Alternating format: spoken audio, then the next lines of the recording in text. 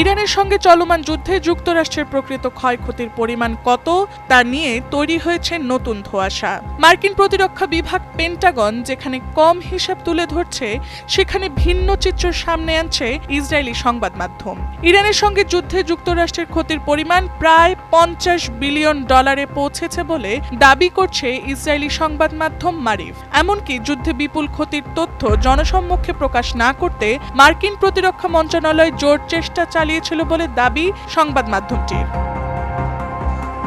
অন্যদিকে মার্কিন কংগ্রেসের দেয়া সাম্প্রতিক তথ্যে পেন্টাগন জানায় অপারেশন এপিক ফিউরি এর ব্যয় প্রায় $25 বিলিয়ন। তবে ওই হিসেবে ধ্বংস হওয়া সামরিক সরঞ্জাম, ক্ষতিগ্রস্ত ঘাঁটি এবং দীর্ঘমেয়াদী খরচ পুরোপুরি অন্তর্ভুক্ত করা হয়নি। মার্কিন কর্মকর্তাদের অভ্যন্তরীণ মূল্যায়নে উঠে এসেছে ভিন্ন চিত্র। তাদের মতে যুদ্ধের প্রকৃত ব্যয় ইতোমধ্যে দ্বিগুণ হয়ে $50 বিলিয়ন কাছাকাছি পৌঁছেছে। বিশেষজ্ঞরা বলছেন ব্যবহৃত অস্ত্র ও গোলাবারুদ পুনরায় সংগ্রহের খরচই এই ব্যয়ের বড় অংশ। এরই মধ্যে ইরানি 24টি অত্যাধুনিক MQ-9 রিপার ড্রোন হারিয়েছে যুক্তরাষ্ট্র, যার প্রতিটির মূল্য প্রায় $30 মিলিয়ন। ফলে যুদ্ধের আর্থিক চাপ দ্রুত বেড়েছে যুক্তরাষ্ট্রের উপর।